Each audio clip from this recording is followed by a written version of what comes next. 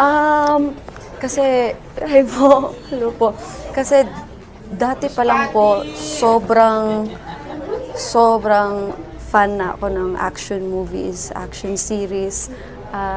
Alam yan ng mga sumusuporta sa akin, paulit-ulit. Tapos, ang tagal ko din po hindi nag-acting dahil gusto ko muna mag-focus sa music at sa dahilan din na gusto ko din mag-spend ng more time dun sa nanay ko yung may sakit pa siya, yung buhay pa siya. Tapos ngayon na bumabawi ako. So parang dun ko binubuhos yung kumbaga kapag healing, di ba? Parang naghanap ka ng kung ano yung busy. Kaya super blessed ako. Binless agad ako ni Lord after ng 1 month na nawala si nanay. Tapos biglang pinitch sa akin yung Roja, which is, ano po yung genre? Sabi ko, action. Alam mo, mayak-iyak ako talaga. Sabi ko, wala pang tension. Yes po, yes po. Nag-aral po ako ng acting before. So parang,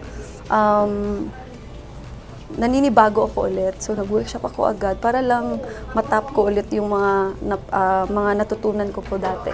Tapos, praise God naman po, kahit papano naman po ay na-apply ko yung mga natutunan ko at syempre yung action po, oh my goodness. Oo, nakita namin yung So may 3 days training, ay sorry, so nagkwento na, hindi na mag-question sa akin, sabi ko sa iyo eh.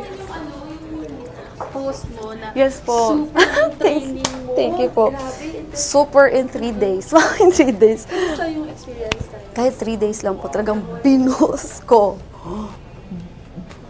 Buwis buhay. Hindi naman buwis buhay. Siguro pag gusto mo at matagal mo na hinihintay, talagang binigay ko yung best ko para matutunan yung action. So, may nagsabi pa sa akin, nag-action ka muna? Hindi pa po.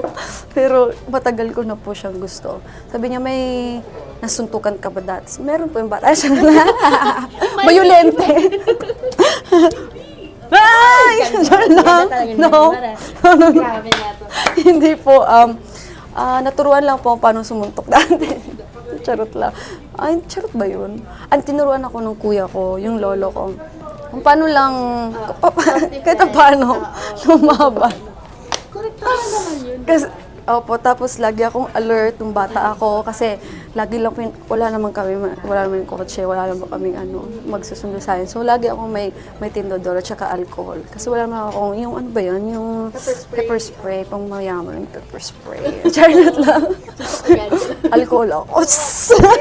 Paghahandang ginawa ng isang Maymay Entrata bago pa siya sumalang sa aksyon na seryeng Roja, mga kaibigan.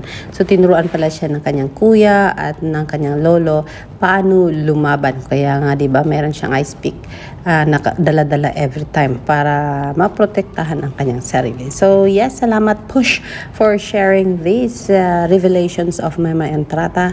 And yan po ang ating pa-update sa mga oras na ito. I will see you later for more dito lang sa ating channel, Alexander Lexter Chu. Sa mga hindi pa po nakapag-subscribe sa ating channel, nako, huwag niyo pong kaligtaan yan kasi araw-araw po ay meron po tayong pa-update on Maymay Entrata dito sa ating channel, Alexander Lexter Chu. Magandang umaga.